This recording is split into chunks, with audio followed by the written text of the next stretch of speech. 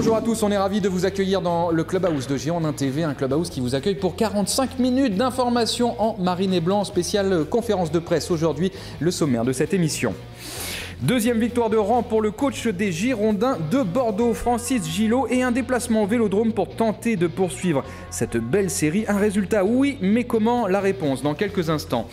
Carlos Henrique, deuxième titularisation de suite, cette fois pour le défenseur central brésilien. Depuis, Bordeaux n'encaisse plus de buts. Hasard ou coïncidence? Une certitude, lui adore les confrontations avec Marseille.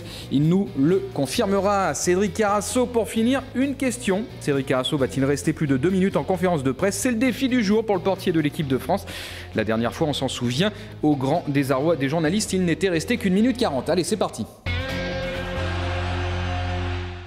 Allez, c'est parti, on va rejoindre Francis Gillot en conférence de presse tout de suite. Juste un mot pour vous dire que dans cette émission, il y aura évidemment, vous en avez l'habitude, les interventions d'Olivier Faure et d'Olivier Paulin sur le terrain. Et puis on fera aussi un point sur le dossier Mariano, le défenseur latéral droit brésilien qui serait sur le point de s'engager avec les Girondins de Bordeaux. Mais tout de suite, Francis Gillot, on l'écoute. Vous avez regardé Marseille ou Barcelone mardi soir?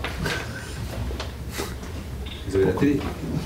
Ouais, ça y est. Marseille, j'ai regardé Marseille, bien sûr. Est-ce que la performance des Marseillais vous a impressionné? Oui, bien sûr.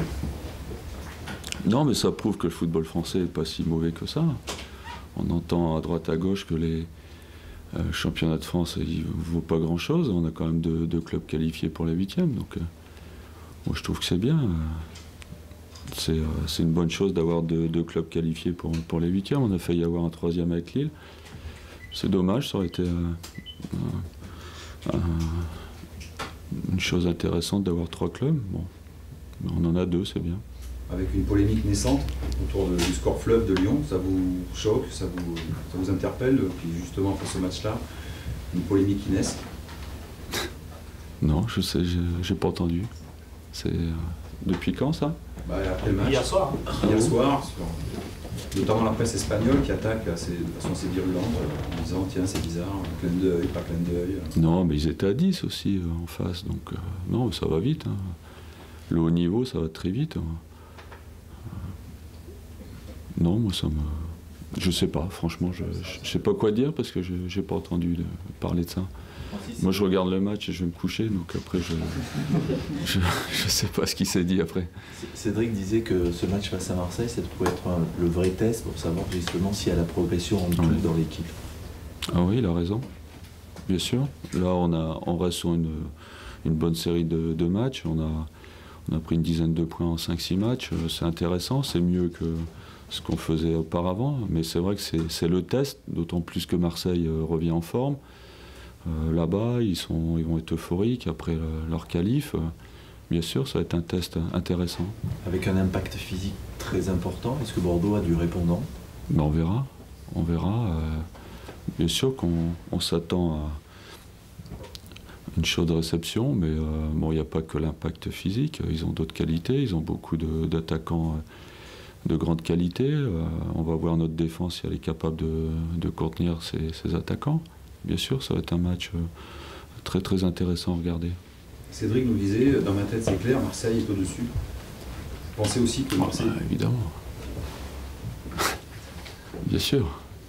Ils sont en 8e de finale de Coupe d'Europe. Nous, on est fin de classement. Aujourd'hui, ils sont au-dessus. Sur un championnat, sur une longue durée, évidemment. Ils ont beaucoup plus d'arguments que nous, mais sur un match, on peut les embêter. Vous êtes fin de classement, mais ça va mieux en ce moment quand même. Ouais, mais on est quand même derrière Marseille, pour l'instant.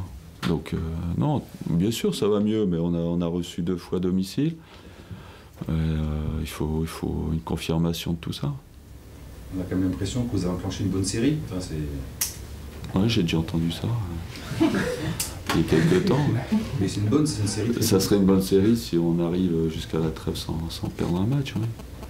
Vous nous aviez dit à Dijon que vous aviez quand même toujours eu des doutes sur cette équipe, après déjà les promesses du match d'avant. Oui, c'est pour ça, je suis très méfiant.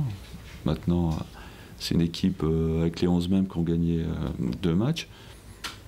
Jamais 203, comme on dit, pourquoi pas?